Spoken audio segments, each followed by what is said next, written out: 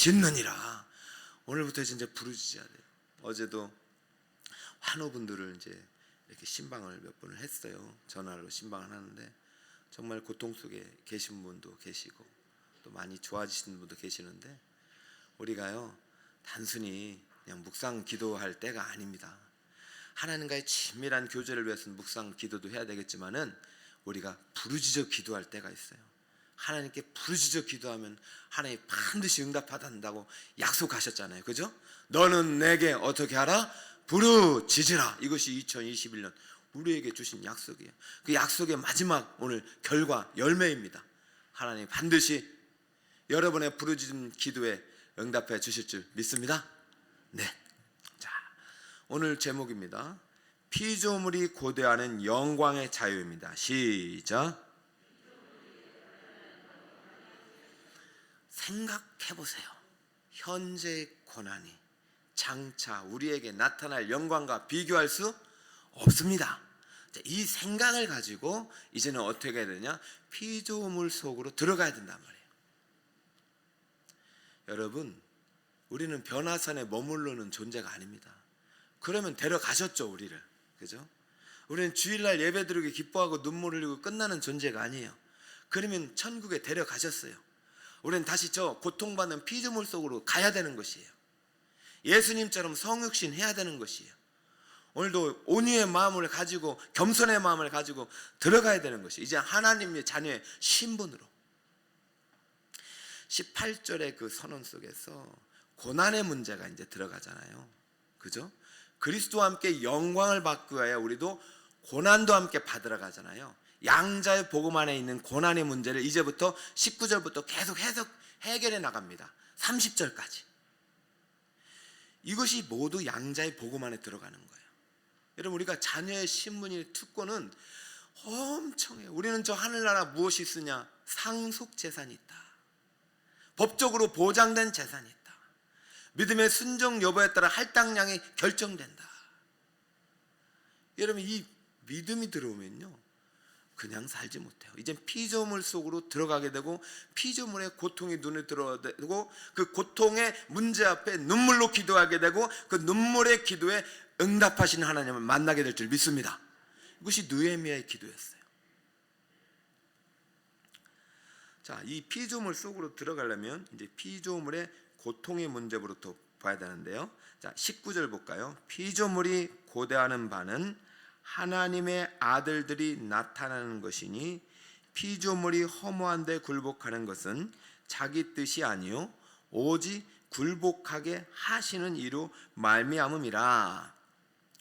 갑자기 칭이 양자 나오다 피조물이 나오니까 이것이 감각이 잘 안 이렇게 살아날 수가 있습니다. 그러므로 여러분이 성경은 깊이 묵상하면서 또 이렇게 언어에 대한 이해가 분명히 있어야 됩니다. 하나님 반드시 언어에다 하나님의 뜻을 담아 놓으셨기 때문이요. 계시하셨기 때문이죠. 피조물은 크티시스입니다. 따라해 볼까요? 크티시스. 이것은 마가복음에 한 2번 나오고요. 로마서에 주로 많이 나옵니다. 8장에. 마가복음에는 어떻게 쓰였냐면 하나님이 세상을 창조했을 때 창조를 저 단어를 썼고요. 그리고 마가복음 16장에 보면은 너는 만민에게 이 복음을 전파할 때 저 만민의 크티스스를 썼어요. 그리고 대부분 이제 이 그 크티스스의 용례를 보면 보이지 않는 세계가 아니라 보이는 세계를 피조물이라고 쓴 거예요. 여러분, 창조주는 단 한 분이십니다. 할렐루야. 우리는 모두 다 무엇입니까? 피조물이죠. 나도 피조물인 거예요. 그리스도 안에 있으면 새로운 피조물이 되는 것입니다. 나도 피조물이고 여러분도 피조물이고 이 보이는 모든 세상도 하나님이 창조한 피조물이에요. 그 피조물이 피조물을 경배하고 피조물이 창조주가 되려고 하면 안 되는 거죠. 죄는 거기서부터 시작되는 거예요. 원래는요, 죄가 들어오기 이전에는 창조 세계, 피조 세계가 보이지 않는 세계와 영적으로 소통을 했습니다. 확실하게. 그 구분이 사실은 없었어요. 그래서 이 피조 세계, 보이는 시공간, 우리가 살고 있는 우주 공간에도 영생이 흘렀어요. 조건부였지만. 선악을 알게 하는 나무의 열매를 먹지 않은 조건부였지만 영생이 흘렀어요. 인간의 마음은 참 이상해요. 그것이 자유의지이기도 해요. 그게 없으면 피조 세계의 하나님의 창조의 최고의 걸작품이 될 수 없는 것이죠. 식당에 가면 이래요. 뜨거우니까 손대지 마세요. 그러면 여러분 어떤 마음이 생겨요? 손을 댄다니까 이렇게? 진짜 뜨거운가? 그러면 되는 거예요. 인간의 심리라는 것은 하지 말라는 것은 하고 싶은 거예요. 왜? 내가 주인이 되고 싶으니까. 다스리는 욕망이, 욕구가 이것이 나쁜 것이 아니에요. 하나님이 주신 우리의 형상이에요. 이것을 다스릴 수 있어야 되는데 다스리지 못하고 선을 넘어버리는 순간 분리가 일어나는 거예요. 누구와? 하나님과. 죄는 분리입니다. 분리. 하나님과 우리를 분리시켜요. 그러므로 시공간에 분리가 일어나는 것입니다. 여러분, 이게 차원이 자꾸 높아져요. 우리가 영과 육의 어떤 분리가 아니라 삶에 있어서 영을 쫓아, 육신을 쫓아 행하는 삶과 영을 따라 행하는 우리들의 분리가 일어나죠. 이제 더 이상 우리는 육에 속한 존재가 아닙니다. 어디에 속한 존재냐면 영에 속한 존재예요. 이제 하나님의 자녀의 관점에서 이 피조 세계를 보잔 말이에요. 이 피조 세계가 보이지 않는 영적 세계와 분리된 채 어떻게 하고 살아가서 신음하고 고통 속에서 허무한데 굴복하며 살아가고 있다는 것이 보여야 됩니다. 이게 다 누구의 죄로부터 왔느냐? 피조 세계의 죄가 아니에요. 모든 창조 세계가 죄를 지은 거 아니에요. 단 하나의 존재, 인간의 죄.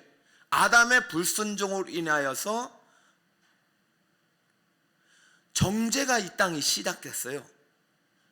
죄가 시작됐어요. 사망이 시작된 거예요. 그 사망, 죄로 말미암아 온 피조 세계에도 이 죄의 결과가 임해버린 거예요. 이 죄책이 인류에게만 임한 것이 아니라 어디에도 임했다? 온 피조 세계에도 임했고 온 피조 세계에도 무너지고 파괴되고 그것이 인간의 계속적인 원죄의 결과이기도 하지만 인간이 계속적인 반복적인 자범죄의 결과로 이 세상이 무너지고 있습니다. 여러분, 지금 왜 우리가 코로나를 통해서 뭘 봐야 되느냐? 제일 먼저 봐야 될 것은 인간의 죄예요. 왜 박쥐에서부터 낙타에서부터 이런 동식물로부터 이 어떤 바이러스가 시작됩니까? 그들의 생태계가 파괴되도록 인간의 탐욕이 이 자연을 훼손시켰기 때문입니다. 수많은 이산화탄소 물질을 배출하고 여러 가지 협약에도 불구하고 인간은 개발하고 무너뜨리고 더욱 가지려고 하다 보니까 자연의 질서를 다 무너뜨려요. 그러다 보니까 어떻게 됩니까? 이 지구 멸망 시나리오가 계속 나오고 있잖아요. 2050년 되면은 지구가 거주할 수 없어요. 지금 평균 수면 온도가 우리 지구 온도가 계속 올라가고 있어요. 현재 평균 온도가 1도, 2도만 돼도요 올라가는 게 그건 안 돼요. 지금 유럽에서는 이미 아프리카는 48도, 50도가 넘은 지역이 있습니다. 여러분, 찜질방 가보면 50도에 들어갈 수 있겠습니까?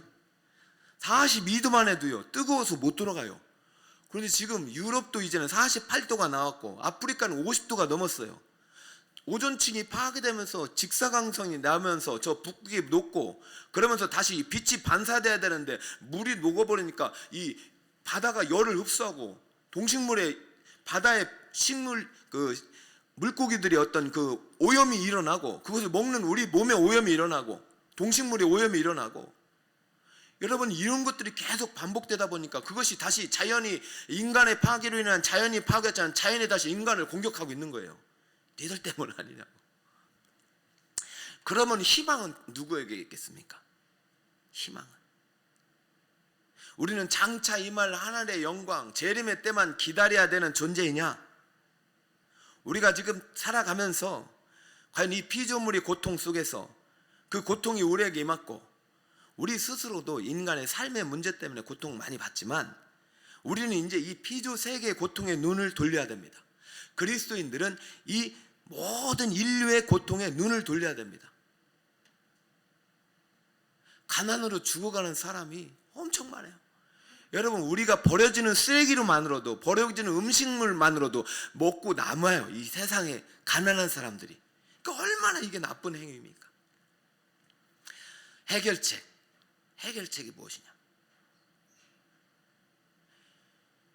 현재의 고난은 장차 우리에게 나타날 영광과 비교할 수도 없다고 믿는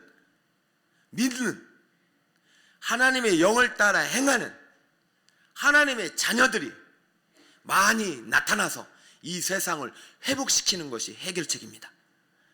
그러므로 고통받는 피조 세계는 그들의 소망은 단 하나예요.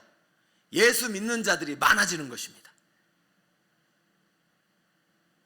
19절, 피조물이 고대하는 바는 하나님의 아들들이 나타나는 것이니. 19절, 여러분 한번 성경 보세요. PPT 띄워주세요. 시작.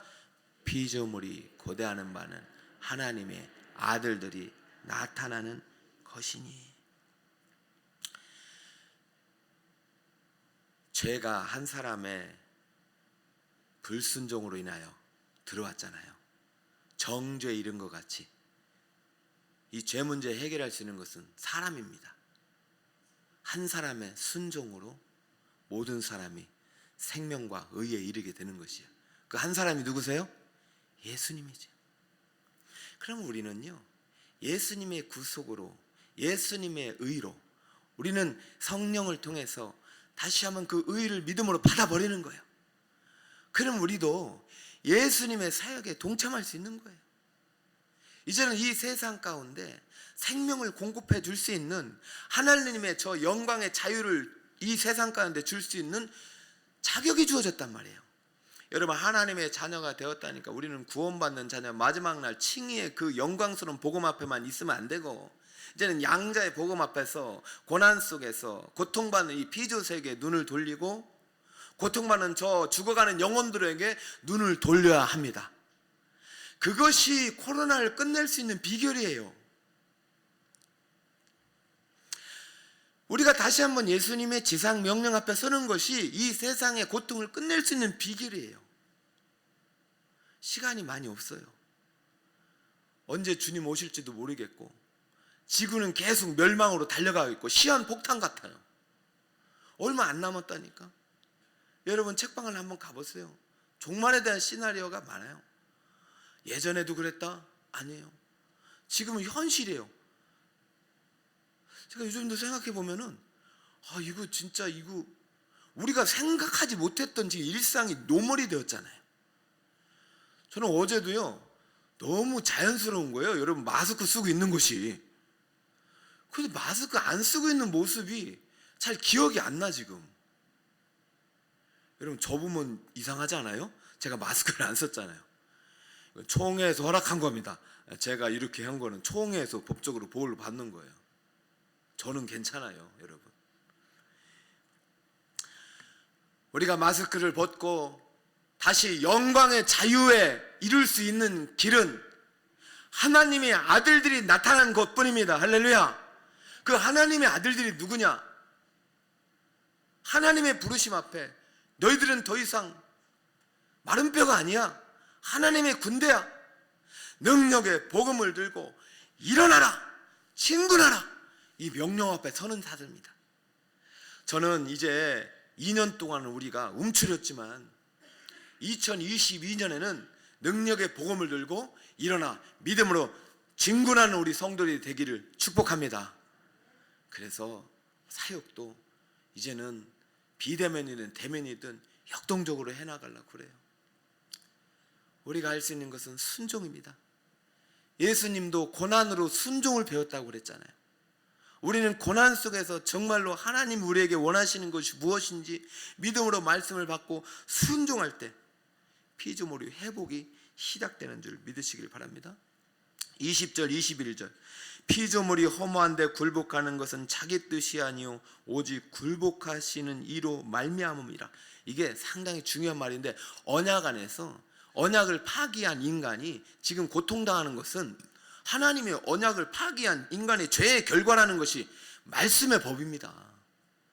행위 언약의 법입니다. 이것은 하나님의 뜻이에요. 너희들 고통받는 것은 결국 누구의 범죄함 때문이요? 우리의 범죄함 때문에 우리가 고통을 당하는 것입니다. 그러므로 우리가 고난의 문제 앞에서는 항상 겸손해야지 남 탓하면 됩니까? 안 됩니까? 안 된다는 것이요. 모든 고통은 죄로부터 왔어요. 죄의 삭은 사망인 것이 이것이 하나님 뜻이에요. 그러나 우리 20절에서 하나님의 뜻이 머물면 안 돼요. 하나님의 뜻은 굴복하게 하시는 이로 말미암는 하나님의 뜻은 21절이 진정한 하나님의 뜻이란 말이죠. 그 바라는 것은 마지막으로 읽습니다. 시작. 그 바라는 것은 피조물도 썩어짐의 종노릇한 데서 해방되어 하나님의 자녀들의 영광의 자유에 이르는 것이니라. 할렐루야. 이것이 하나님의 뜻입니다. 하나님의 뜻은 우리가 허무한 데 굴복해가지고 헛된 일로 방탕과 쾌락에 물든 이 세상의 문명에 취한 그러한 멸망의 후손들로 살아가는 것이 아니라 예수 피로 구속받고 성령으로 인침받아 하나님의 자녀가 된 우리들은 이제는 이 피조 세계의 고통의 문제에 눈을 돌리고 그 고통의 문제가 지금 나에게도 지금 임하고 있다는 사실을 기억하고 이것을 해결할 수 있는 유일한 사람은 하나님의 영으로 다시 태어난 하나님의 양자의 아들, 딸들 뿐이라는 사실을 믿으시기 축복합니다. 그러므로 여러분을 자정에 보냈고요. 그러므로 여러분을 직장에 보냈습니다. 그러므로 여러분을 학교에 보내는 것입니다. 왜? 가서 피조물이 고대하는 영광의 자유를 주라고. 근데 내가 자유롭지 못한데 누구에게 자유를 주냐 말이야. 내가 복음이 주는 자유를 누리지 못하는데, 능력을 누리지 못하는데, 나는 그냥 계속 저 변화선에서 주님과 함께 있고 싶은데 아니에요. 우리는 그 주님의 능력을 받아서 하나님의 군대로 부름받았고 모집받아가지고 구호 준비하고 일어나서 외쳐야 되는 하나님의 군사들임을 믿으시기를 축복합니다. 결론이요, 이 피조물의 고통을 끝낼 수 있는 피조물은 구속받은 칭의와 양자의 복음을 믿는 하나님의 자녀들 뿐입니다. 할렐루야. 저는 회사 다닐 때 너무 고통스러웠어요. 저는 회사 한 3개월 다니고 때려치려고 했어요. 너무 힘들었어요. 주의를 못 지키게 하는데요. 퇴근을 안 시키는데요. 그래서 제가 지금 이제 사실 늦게까지 이렇게 말씀을 준비해도 자유로운 게 그때 이미 훈련을 받았어요. 퇴근이 없어요. 그럼 이 사람들이 생각을 하세요. 퇴근 안 하고 새벽 밤새면서 진짜 가치 있는 일을 하는 줄 아세요? 허무한 일을 많이 합니다. 정말로 시간상 볼 때 농도 있는 일은 얼마 안 돼. 반밖에 안 돼. 반은 그냥 그 안에서 뭐 헛된 일, 도박도 하고 게임도 하고 엉뚱한 일 하고, 그리고 남은 시간 음란과 토색과 간음과 술 취함과 방탕과 시기와 질투와 분열과 서로 머리 대밀려 하고. 여러분, 이 죄의 모습이 이 세상 가운데 가득해요. 그러니까 저는 가가지고요 못 견디겠더라고요. 거의 깨끗한 물에 살다 보니까 우리 지금 중고등부 학생들이 이제는 대학교 가서 왜 교회를 떠납니까? 여러분 생각해 보세요.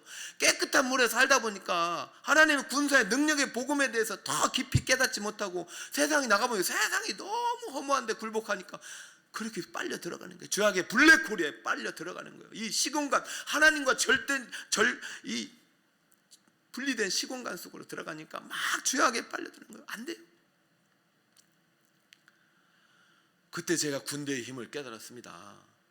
교회 가니까 합심기도 하고 중보기도 하고, 여기 새로운 신입 그 청년부 부원을 위해서 기도합시다.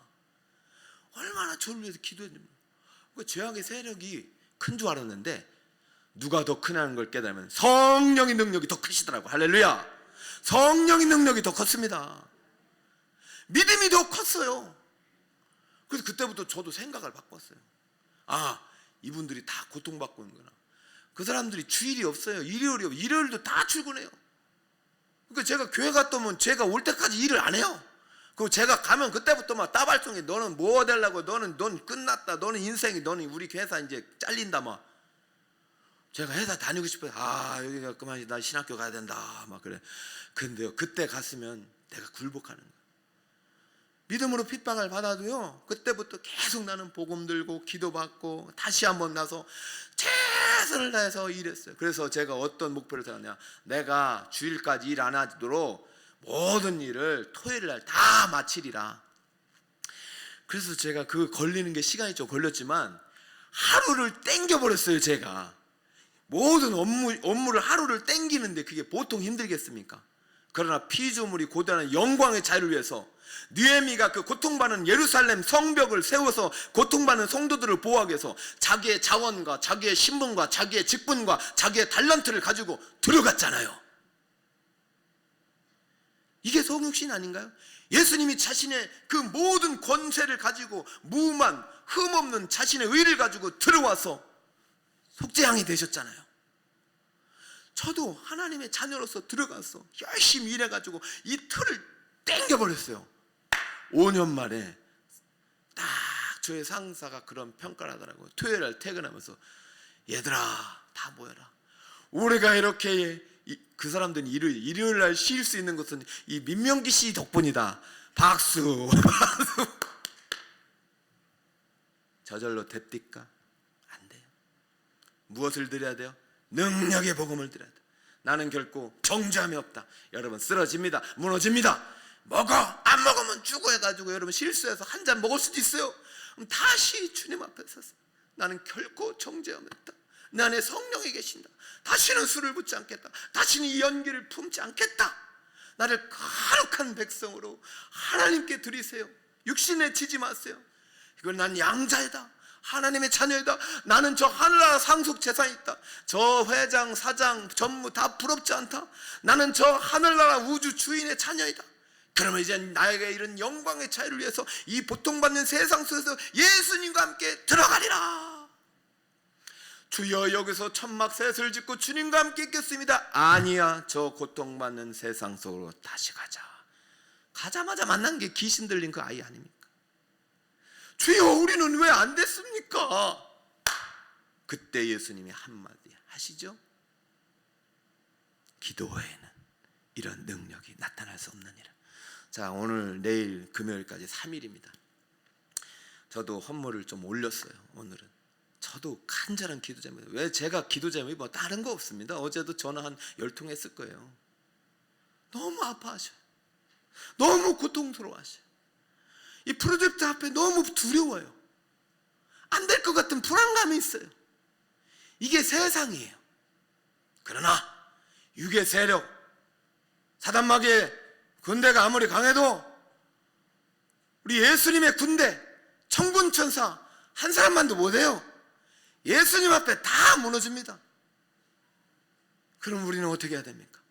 능력의 복음을 들었으니 그 복음을 들고 이제는 기도하면서 하나님 나라를 위해서 고통받는 세상 속으로 예수님 손 붙잡고 고통받는 내 남편, 아내, 자녀를 구원하러, 이웃을 구원하러, 우리 고통 속에 있는 우리 하나들을 위해서, 힘들게 투병하는 우리 하나들을 위해서, 항암 치료받는 우리 하나들을 위해서, 죽음의 문제에 싸우는 우리 성도들을 위해서, 교회 오지 못하는 성도들을 위해서 여러분이 이제 기도해야 될 사명이 있다는 것이 바로 양자의 복음입니다.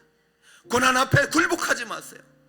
고난은 우리를 이길 수는 없어요. 우리를 가로막을 수 없지만 우리를 이길 수는 없어요. 왜냐하면 우리 안에는 대장 되신 예수님이 계시기 때문인 줄 믿으시기 바랍니다. 여러분 절대로 죽지 않습니다. 우리는 믿음으로 살아났습니다. 그리고 믿음으로 살게 됩니다. 이 모든 것이 하나님이 주신 은혜임을 믿고 이 하루도 능력의 복음을 들고 일어나 믿음으로 전진하여 승리하시는 우리 성도 여러분 다 되시기를 예수님의 이름으로 축원드립니다.